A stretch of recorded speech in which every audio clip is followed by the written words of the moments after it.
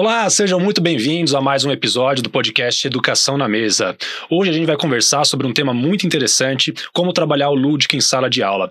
Meu nome é Eduardo Siste, eu sou professor de História do Etapa e já a gente volta a conversar.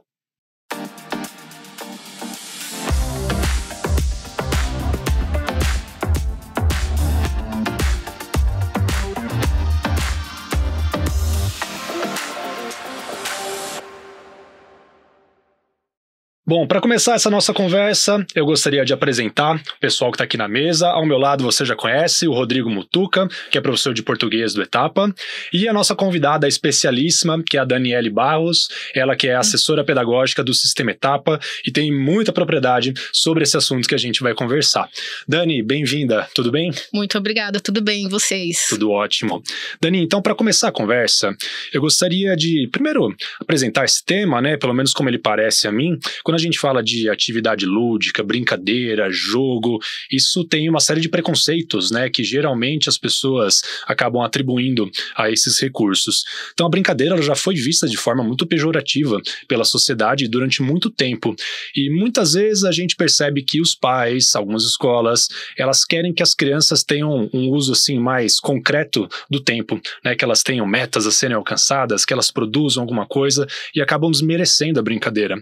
Então, gostaria que você comentasse um pouquinho essa diferença conceitual entre atividade lúdica e brincadeiras. Quais são as finalidades e as diferenças entre elas? Na verdade, o trabalho com crianças em si sofre preconceitos. Então, sempre que a gente fala, olha, eu trabalho com crianças, eu trabalho com educação infantil, a primeira coisa que fala, nossa, mas eles só brincam, eles aprendem alguma coisa? Eu sou sempre questionado sobre isso. Eu dei aula de inglês para criança há muito tempo e sempre me perguntaram, mas eles aprendem o inglês? Mal sabem falar português? Então, sempre aconteceu.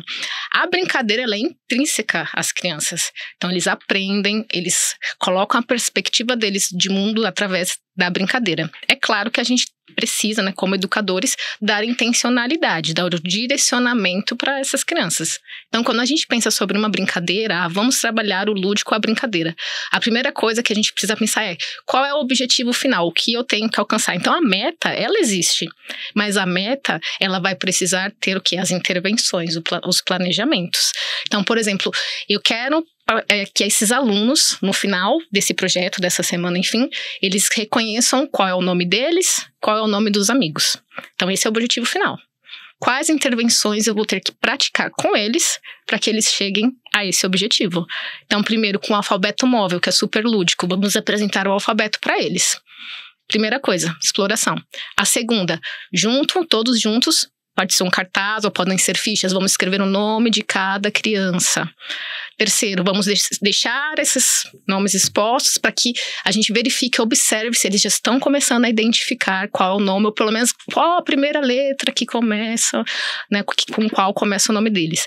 E por fim, a gente pode pensar também num produto final. Qual que poderia ser um produto final numa atividade dessa? Então, a professora escreve o nome da criança, né, coloca para que eles reproduzam da forma deles, o nome deles, e no fim você tem 2 pares de cada nome que pode se transformar num jogo da memória. Então, são várias atividades lúdicas com um propósito final. Então, no final, eles vão conseguir identificar um nome, letras, e todo o processo foi, né, norteado por atividades lúdicas. Daniele, mais do que criar imagens, a imaginação ela é uma forma de alterar realidades, de alterar mundos ou criar novas noções. Qual você acha que pode ser o benefício, ou quais podem ser os grandes benefícios disso para uma criança? A imaginação das crianças, ela é muito fértil, obviamente, o mínimo que você converse com uma criança, você percebe, eles vão fazer perguntas, eles vão ter sempre uma resposta, sempre questionar, porque a cabecinha deles está ali, fervilhando. Nunca para. Nunca para a cabeça deles.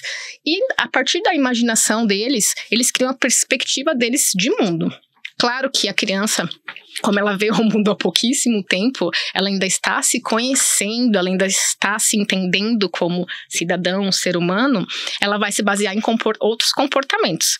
Então, ela vai se basear no comportamento dos pais, no comportamento dos professores, mas ela vai começar a colocar, né, a carinha dela, a personalidade dela na imaginação. Então, quando você coloca para a criança, como eu falei para vocês, uma proposta, uma brincadeira, e deixe que eles coloquem a imaginação deles, o professor ele vai observar como vai se desenvolver o pensamento dessa criança e até mesmo a personalidade dela. Nesse sentido, existe uma espécie de uma recusa, talvez momentânea, de a criança encarar a realidade de uma forma passiva, simplesmente aceitar as coisas como elas são. Quando ela trabalha o faz de conta, quando ela pega e faz pequenas alterações ou, às vezes, alterações simbólicas mais profundas, qual pode ser o grande ganho pedagógico disso, pensando na relação entre professor e alunos? Eu, na verdade, não concordo com o posicionamento de um professor trabalhar com crianças de forma que eles sejam passivos, por exemplo. Que a atividade seja protagonizada somente pelo professor e as crianças fiquem passivas. Na minha concepção, a criança ela sempre tem que estar ali, sempre, né, sendo o centro. Então, quando você traz uma proposta de faz de conta, é claro, o professor trouxe a proposta, mas a partir dali ela vai ser construída pelas crianças. Então, hoje eu tenho um faz de conta, vamos ser os cozinheiros. Então, você deu a ideia para eles, o restante você vai deixar que eles criem a proposta a partir daí. E observando, você vai verificar que eles mesmos conseguem se organizar a partir daí. Vai ter o aluno que vai ser o chefe, ele vai conseguir organizar de forma que ele tem os auxiliares dele e ele vai ter os clientes. Ali mesmo você vai ver que eles estão estão imaginando o mundo da forma deles, mas a partir daí você já consegue perceber até a personalidade da criança. Então a imaginação deles, quando você deixa que eles imaginem, que eles criem, além de você ajudá-los a se desenvolver cognitivamente, tem a parte da socio-interacionista, né? Como eles se relacionam com as crianças e até mesmo o desenvolvimento da personalidade. Porque você colocou uma missão para ele, agora vocês vão ser os cozinheiros, vamos organizar a brincadeira. Aí você vai perceber que tem uma personalidade de liderança, o outro que vai ser aquele que executa, vai ser aquele que é mais tranquilinho, quer ser o cliente, não quer participar tão ativamente. Então, a partir de uma brincadeira super simples, você observa vários detalhes. Então, deixar que a criança imagine, deixar que ela crie, né, dependendo do olhar do professor, é muito rico. Você vai observar o desenvolvimento dela nessa atividade. E isso, para nós, educadores, principalmente educação infantil, é muito necessário que a gente faça essa observação do movimento dessa criança. Como ele começou a brincar lá no primeiro bimestre, como isso foi evoluindo, como ele está brincando no último bimestre, por exemplo. Quando você menciona o quanto uma criança pode aprender sobre si mesma a partir dos jogos, eu fico me perguntando em que medida o meu aluno, que é adolescente, ele continua fazendo isso, ele sente falta dessa prática intelectual, e até mesmo nós adultos. Eu tenho aqui comigo um brinquedo, na verdade, não sei se é exatamente um brinquedo, uma obra de arte. Eu comprei de um amigo meu lá de Atibaia, o Alex, ele é conhecido como Tio Árvore, e aqui eu vou te mostrar, e para o Eduardo também. Parece uma caixinha simples, tem uma alavanca, eu mexo na alavanca e essa alavanca começa a produzir uma espécie de uma onda. Sim. É como se fosse um mini-mar, um mini-oceano. E eu coloco em cima desse mini-mar, desse mini-oceano, um pequeno barquinho. E à medida em que eu vou girando, o barquinho caiu. Sim. Eventualmente eu posso pensar que esse barquinho que acabou de tombar seja minha personalidade, minha confiança, minha autoestima, e eu posso ficar desesperado com a queda desse barquinho, ou então eu posso aprender a colocar o barquinho num lugar mais seguro, eu posso eventualmente aprender que cair faz parte da vida. E muitas vezes nós adultos, a gente também usa algumas ferramentas, algumas abstrações para que a gente possa entender bem quem nós somos. Eduardo, você acha que essa virtude ou essa característica, em que medida a gente consegue usá-la como professores ou como professores assim, na preparação da aula, ou até mesmo para a gente verificar em que medida os nossos alunos conseguem lidar bem com o aprendizado? Eu acho muito importante pensar nessa capacidade de abstração, né? O Rodrigo mencionou um brinquedo, a gente não sabe direito se é um objeto, se é um brinquedo. Se é um objeto, é um brinquedo. Então, depende muito do significado que a gente atribui a ele. E eu percebo como as crianças, muitas vezes, elas estão entediadas, estão ali no momento, né, sozinhas, e elas incorporam esse brinquedo, elas descobrem um novo mundo. Então a capacidade de imaginação é extremamente relevante, né? E eu sou professor de história, então, no geral, eu conto muitas histórias. Com certeza. Claro que existem diferentes métodos, né? Mas isso é intrínseco à minha disciplina. Eu tenho que atrair o meu aluno a partir de uma narrativa. E o aluno tem que ter essa capacidade de abstração, né? De perceber quem são os personagens, as ações, se deslocar para um tempo passado, que pode ser algo muito difícil, mas por isso que talvez muitos alunos gostem de história, né? Quando ele consegue se deslocar para um tempo passado, para uma outra realidade, a partir de imagens, criação de símbolos, eu acho que a gente está fazendo um bom trabalho em sala de aula. Claro que nem sempre a gente consegue, né, criar narrativas a partir de personagens, fazer a criança imaginar, né, determinados heróis, personagens muito atrativos, mas sempre que possível a gente tem que cogitar esse tipo de estratégia, né? E tem até um trecho de um livro que eu estava lendo, chamado, acho que eu tenho o nome aqui, Jogo, Brinquedo, Brincadeira e Educação, que é organizado pela Kishimoto, e um trecho muito interessante fala sobre essa capacidade de imaginação como é algo intrínseco ao humano, que crianças muito pequenas não têm a capacidade de imaginar, e animais também não, mas as crianças desenvolvem isso. Então, né, para Vygotsky, é uma citação desse livro, é isso que define nós como humanos, Sim. a capacidade de imaginar, criar símbolos e representações. Eu imagino que a criança, ela começa a entender o mundo a partir da criação desses símbolos, né, Dani? Com certeza. Eu até trouxe 2 objetos aqui que nós utilizamos, eu utilizava pelo menos em sala de aula, que hoje aqui todo mundo olhou e não entendeu nada. Que eu trouxe uma colher de pau. Estamos te julgando. Eu estou sendo julgada realmente. E um funil. Porque olhando, o que isso tem a ver com o lúdico? O que isso tem a ver com a educação? O que isso tem a ver? No ano passado eu trabalhei numa escola que o presente de Dia das Crianças foi a colher de pau. Porque na mão de uma criança, essa colher de pau não é só uma colher de pau.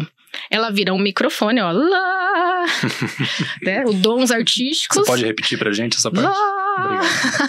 Ela pode virar uma varinha, né, da fada, enfim. Ela pode virar até uma espada, por que não? As crianças espadachins, e o funil, fala, não, o que é isso, esse funil? O funil vira um binóculo na mão da criança, ela vai olhar aqui, ó, estou vendo o Eduardo, estou vendo o Rodrigo, eles brincam de pirata, eles brincam de observação de astrônomo, olha para o céu, então, 2 objetos super simples, que usamos na cozinha, com a imaginação fértil de uma criança, eles assumem diversas possibilidades. E isso explica porque às vezes a criança ela se empolga mais com um objeto do que um brinquedo que você acabou de dar no Natal. Você quer ver o que as crianças mais gostam, você vai dar o brinquedo, ele vai ficar isso aqui, ó. Plástico, bolha, as crianças gostam mais do que o brinquedo, mais muitas vezes. Né? Parece que a gente tá falando de gato, mas a gente tá falando de criança, né? Não, as crianças amam. Outra coisa que as crianças amam, papelão. Dá uma caixa para essa criança. A caixa vai virar um barco, vai virar um navio, virar a casa, vai virar N possibilidades. Vocês 2 mencionaram a habilidade humana em transformar algo aparentemente sem nenhum propósito em uma ferramenta, em um instrumento.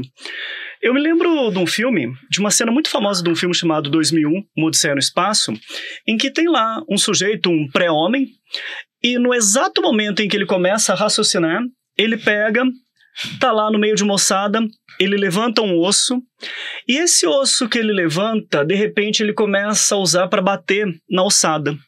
E na hora que ele quebra o crânio da ossada, ele percebe, por metonímia, ele percebe que, poxa, se isso é capaz de quebrar um crânio morto, isso também deve ser capaz de quebrar o crânio de uma anta viva.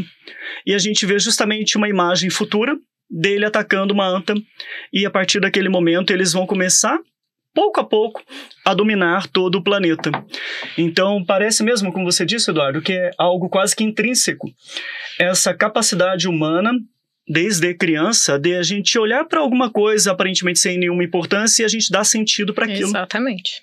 Muito legal. Dani, agora eu gostaria de comentar um pouquinho sobre jogos. Então a gente sabe que os jogos, eles têm hoje, né, um papel muito grande na educação, fala-se muito sobre gamificação, mas nem sempre foi assim. né, e eu gosto muito de pensar historicamente, na antiguidade ele era visto como um recurso meramente recreativo, não tinha uma finalidade educativa. Na Idade Média, ele foi associado a jogo de azar, então ele passou a ser inclusive condenado. Sim. Lá no século XIX, com o romantismo, no momento, né, que alguns chamaram até de compulsão lúdica, o jogo passa a ser visto como um recurso, uma ferramenta para desenvolvimento de inteligência. Porque naquele momento, também naquele contexto, a infância, ela começa a ser também observada, estudada, né? Até então as crianças eram mini-adultos.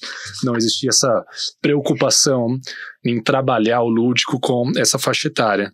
Então eu queria que você comentasse um pouco a importância dos jogos, como que eles podem ser utilizados para uma finalidade pedagógica. Porque uma dúvida que eu tenho, inclusive que eu vi aqui na teoria, né, é que o jogo ele é uma atividade voluntária. Então a criança ela tem que escolher o jogo, ela tem que saber que está jogando. Então como que a gente consegue utilizar isso pensando em ensino? Sim, fala-se muito da gamificação, é uma realidade, embora eu não seja a maior entusiasta de jogos de telas. Eles são ótimos, mas com crianças pequenas, por exemplo, eu teria cuidado com relação a isso. Mas nós temos outras opções de jogos, que no caso, o primeiro tipo de jogo que eu gosto mais é o jogo, a gente chama de jogos com regras. Então, o que seriam jogos com regras? Por exemplo, corre-cutia, queimada, que você vai sentar com as crianças, você vai explicar que esse jogo tem regras, então o que eles podem e o que eles não podem fazer. Então, isso ajuda que eles entendam, né? Cada um tem sua vez, você precisa respeitar o seu amigo, né? Então a empatia traz até o socioemocional, espera a sua vez. Se você perdeu o jogo, tudo bem, no próximo você ganha, trabalha a frustração. Então, primeiro, temos jogos pedagógicos, eu trouxe como exemplo aqui uma torre inteligente. O que é a torre? Em que consiste a torre inteligente? Ela vai ter quadradinhos de madeira com cores e bolinhas com cada cor. Ele tem amarelo, o azul, o verde e o vermelho. Então a criança vai ter os pinos de cada cor e a intenção é que ele consiga montar a maior torre possível usando a cor correspondente. Esse é um jogo pedagógico, para a criança vai ter que se concentrar. Olha, eu tô desconcentrada, eu tenho dificuldade com esse. Nesse vai trabalhar a concentração, ele vai ter que colocar... Olha, já fiz tudo errado. A coordenação motora já foi ruim. Então ele tem que montar a maior torre. Então aqui ele vai ter que identificar as cores, ele vai ter que ter concentração. Nesse jogo da torre inteligente, cada criança vai colocar um pino. Então eles também vão trabalhar em conjunto. Eles sabem que se um errar, todo mundo vai ter a consequência, mas de forma muito leve, porque no fim, quando a torre cai, ao invés de eles ficarem tristes, eles querem brincar de novo pra ver a torre caindo de novo. Esse aqui é um jogo pedagógico, jogos da memória, torre inteligente. Então, esses jogos, eles têm intencionalidade, você vai trabalhar não só o cognitivo, a diferenciação de cores, dá para contar, olha, aqui só tem uma bolinha, nesse aqui são duas. Então, para crianças pequenas que estão aprendendo, né, os números, e também essas habilidades socioemocionais. E o último tem os jogos de competição, que eu sempre fazia com crianças um pouco maiores, quiz, por exemplo. Então, treinamos um conteúdo, aprendemos esse conteúdo, vamos separar a sala em times, time 1, time 2, time 3, e vamos participar de um quiz. Daí o time, eu sempre dava como premiação, o time ganhador podia escolher uma música pra gente dançar na sala de aula. E o prêmio era só pra você? Não, era maravilhoso, eles gostavam muito vocês não vão acreditar, mas as crianças gostavam muito da música do Crazy Frog. Então, quase todas as vezes, porque eu apresentei essa música pra eles, eles ficaram viciados. Mas, como premiação, eu deixava que esse grupo escolhesse uma música pra eles poderem dançar. E vinha mais uma parte lúdica, porque é a expressão corporal. Então, nós terminamos o jogo, o time ganhador vai dançar e no fim todos se divertem. Então, é competição, mas ao mesmo tempo, no final, a premiação é pra todos, porque a criança adora dançar, adora poder correr. Então, a gente tem que trabalhar sempre assim. Tem uma intencionalidade, tem uma competição, mas que todo mundo se divirta no final. O importante é que eles aprendam, mas se divirtam também. E você comentou desse jogo, né, que tem que empilhar esses objetos e fazer uma torre. E eu imagino que existe uma diferença, né, da criança que pega esses objetos e começa a brincar de forma aleatória. Começa a jogar, começa, né, a brincar, né, com esse objeto na mão. Sim. Isso é uma atividade lúdica, né? Super bacana. Mas sem a regra, não tem essa intenção, né? Talvez não consiga alcançar essa finalidade pedagógica, né? Exato. Então, o adulto, ele vai trabalhar direcionando. Então, a gente direciona essa criança. Por isso que eu chamo de intervenções. Porque se você deixar, ele vai brincar. Ele vai colocar uma do lado da outra e ele vai colocando porque é atrativo, né? É colorido. Mas aí, então, aí você vai ter que intervir. A intervenção é você explicar qual é a intencionalidade, você dizer, deixar claras quais são as regras. Então aí vem essa parte do professor intervir. Sim. Não é que o professor vai mexer no jogo, vai botar a mãozinha da criança aqui, não. Mas ele vai direcionar. Então, depois que você dá o direcionamento, aí sim, você deixa por conta deles, eles já vão ter entendido as regras, e aí é só deixar que eles se divirtam. Esse daqui é muito legal. Se vocês acompanhassem uma turma, vocês iam dar muita risada com eles, inclusive. Bacana. Rodrigo, eu sei que você trabalha muito com contação de histórias, né? Eu queria que você comentasse um pouco se esse é um recurso eficiente de aprendizagem, se é modismo, o que a gente consegue alcançar usando essa ferramenta? Teve uma oficina que eu dividi com a Daniele, muito interessante, em que a gente trabalhou com professores de Fundamental 1 e Fundamental 2, e nós usamos a figuração, a contação de histórias, até para estimular a criança a entender um pouco melhor a si mesma. Por exemplo, eu tenho aqui um fantoche do Pinóquio, super bonitinho. Eu posso emprestar esse fantoche para a criança, ela pode tentar movimentar, ela vai ver que é uma coisa frágil, se ela não movimentar direito, ela pode machucar. Eventualmente, ela vai querer machucar o Pinóquio por alguma razão, eventualmente ela vai querer tomar muito cuidado. Se ela for bem pequenininha, usando esse pequeno boneco de madeira, ela vai poder criar uma história, uma pequena cena. À medida em que ela vai crescendo, ela não vai precisar mais de um boneco, ela vai poder criar uma personagem abstrata na sua cabeça. Ela vai poder dar uma forma mental a uma criatura qualquer. E quando eu digo uma criatura qualquer, é uma criatura qualquer no sentido que pode ter as mais diversas facetas, não que seja qualquer no sentido que não tem nenhuma importância. E muitas vezes a gente vai ver a criança projetando naquela personagem um anseio, um receio, algum desejo que talvez, ou talvez até mesmo um sentimento que ela ainda não compreende direito. Então, a contação de histórias, ela pode ser excelente para desenvolver uma série de aprendizados.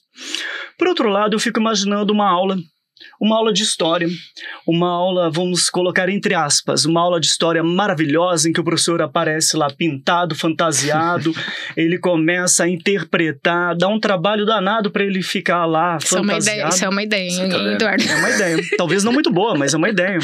O professor gasta um tempo danado para pegar e entrar na personagem e para a história ficar mais divertida, ele começa a exagerar um pouquinho ali, um pouco ali, e de repente ele pode criar uma simplificação extrema, até mesmo banalizando o conteúdo. Mas aí, essa segunda parte da minha resposta, eu acho que quem deveria responder é você, que é professor de história. O que você pensa sobre isso? Eu concordo com você, né, que a contação de histórias, ela pode ser um recurso extremamente eficiente, principalmente se a gente pensar em crianças, né, bem pequenas, uma faixa etária em que esse recurso pode ser bastante adequado, mas eu tomaria um pouco de cuidado quando a gente pensa, talvez, em ensino fundamental, ensino médio, né, o lúdico não está presente só na educação infantil, como muitos gostam de afirmar. Porque eu sinto também que esse tipo de recurso pode desvirtuar, simplificar determinadas ideias. Então, quando a gente aborda um processo, um fenômeno, a partir da perspectiva de um personagem, pode ser muito legal, né, para a gente atrair a atenção do nosso aluno, para ele desenvolver a capacidade de abstração. Mas também a gente coloca uma carga excessiva no personagem. Com isso, a gente valoriza aqueles que são considerados os grandes personagens da história, né, aqueles que têm um nome que, só de você falar, a criança já vai reconhecer, já vai ter uma imagem projetada na sua cabeça. A gente falou muito sobre imaginário, né, e o cuidado que a gente deve ter no ensino de história e talvez até em outras áreas do conhecimento, é não simplificar demais. E acho que é importante ressaltar que no lúdico também existe método, né? Como a Dani está falando aqui pra gente, não é uma atividade sem nenhum propósito, sem nenhum tipo de organização. É aquilo que eu comentei, você tem uma intenção final e você precisa planejar os passos para chegar, até para não se perder nesse processo. Porque realmente, quando você fala para adolescentes do lúdico, de brincar, opa, se não tiver cuidado, eles vão desviar. Então, nesse processo precisam ter, né, passos claros do que você vai trabalhar com eles para não se perder no meio da proposta. Quando o lúdico traz experimentação e aprendizado, acaba sendo mais produtivo para os alunos e eu acho que até mesmo faz os pais entenderem melhor o propósito daquilo tudo. Agora, se falta um desses elementos, se fica supostamente no desejo de um aprendizado, mas algo muito maçante, que não consegue pegar a atenção do aluno, ou por outro lado, a gente conquista a atenção do aluno, mas a gente fica apenas trabalhando um efeito sem que haja um fundo pedagógico por trás disso, acaba sendo ruim também. Sem dúvida. E Dani, você mencionou brevemente numa resposta agora há pouco sobre a questão das habilidades socioemocionais. Eu queria que você comentasse um pouquinho mais qual a relação que existe entre brincadeira, entre brinquedos, jogos e as habilidades socioemocionais. É possível ter o lúdico sem o socioemocional? Eu não dissociaria o lúdico do socioemocional. Para mim, eles caminham juntos. Por quê? A gente, principalmente com crianças de 10 anos para menos, quando a gente dá a oportunidade de que eles, né, trabalhem com faz de conta, que existe um momento de contação de história, que geralmente na educação infantil e no fundamental, anos iniciais, o professor conta a história e depois os alunos vão repercutir, vamos discutir, vamos brincar, enfim. Mas existe um momento do faz de conta, por exemplo. No faz de conta, você pode ter uma proposta, como eu falei, hoje vamos brincar de cozinheiros, ou você pode fazer um faz de conta a partir de objetos, como eu trouxe aqui, depois eu vou mostrar para vocês o que eu tenho aqui nessa caixinha. Quando você dá a voz para que eles, no faz de conta, coloquem para fora, se expressem, você precisa parar e observar como ele está lidando aí no faz de conta. Por que eu falo isso? Porque a criança, no momento que você deu a voz e deixa eles brincarem à vontade, você observa, ali ele vai soltar muitas vezes emoções, comportamentos.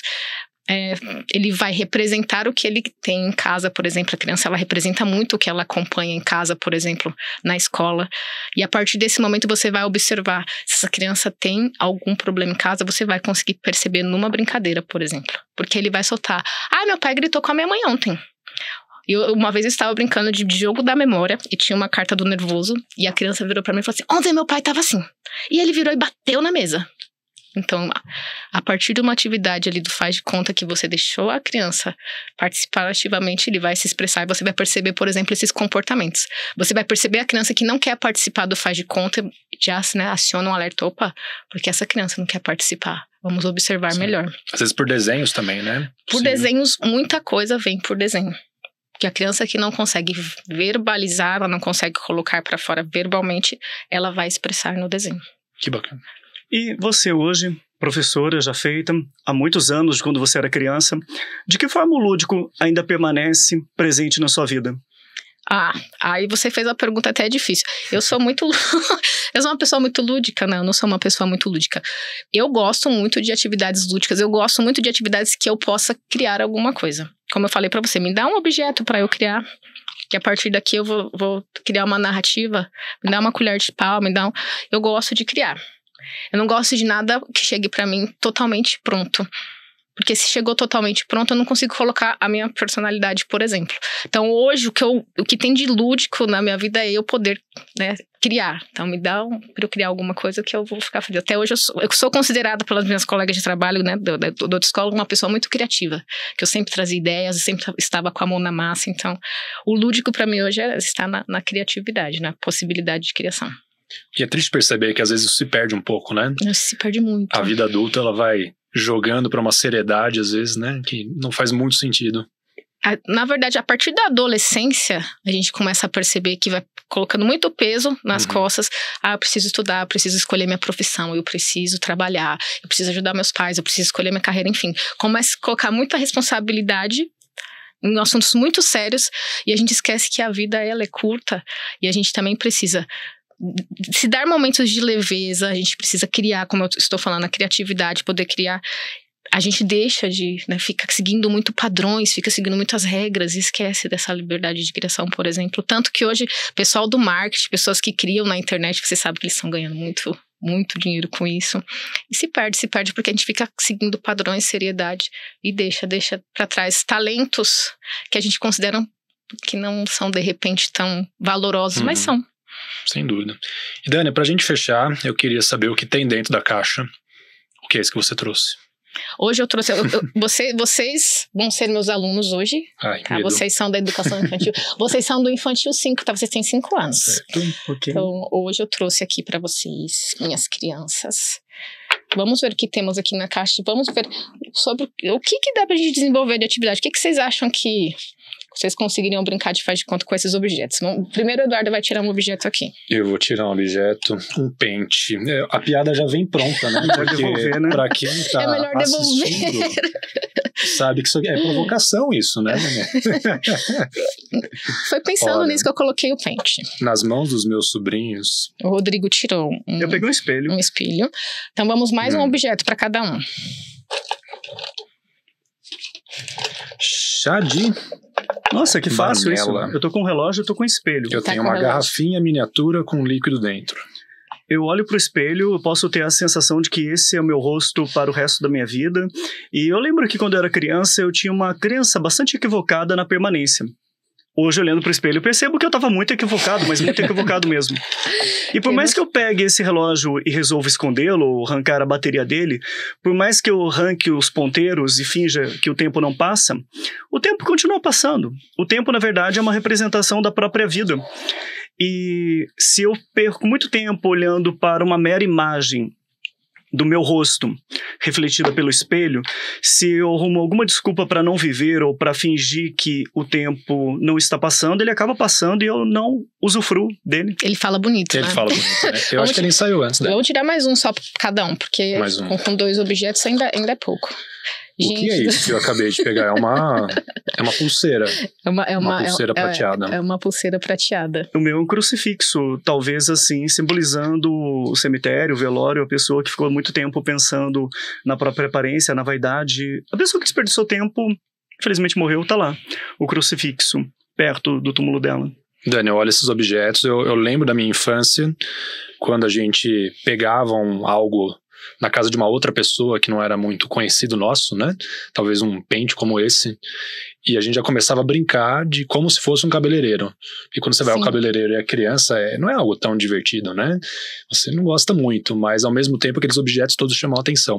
Então eu imagino que isso na mão de uma criança, né? Ele já vai se projetar, já vai representar uma nova ocupação. Essa né? é uma das possibilidades. Olha, por exemplo, temos aqui, olha.